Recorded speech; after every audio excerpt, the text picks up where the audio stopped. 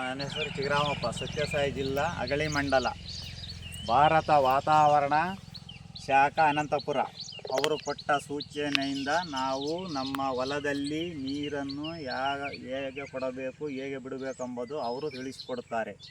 ಅದರ ಸೂಚನೆ ಮೇರೆಗೆ ನಾವು ಮಳೆ ಬಂದಾಗ ಎಷ್ಟು ದಿನ ನೀರನ್ನು ಬಿಡಬೇಕು, ಎಷ್ಟು ದಿನ ನೀರನ್ನು ಕೊಡಬೇಕೆಂಬುದು ಅವರು ತಿಳಿಸುತ್ತಾರೆ. ಆ ಸೂಚನೆಯಿಂದ ನಾವು ಅದಕ್ಕೆ ತಕ್ಕಂತೆ ನೀರನ್ನು ಕೊಡುತ್ತೀವಿ. ನಾವು ನಮ್ಮ ಮಳೆ ಬಂದಾಗ ನಮ್ಮ ಹೊಲದಲ್ಲಿ ಬಿದ್ದ ನೀರನ್ನು ನಾವೇ ಆ ಕಡೆ ಹೋಗದಂತೆ ಒಂದು ಕಟ್ಟೆಯನ್ನು ತಯಾರಿಸಿ ಆ ಕಟ್ಟೆ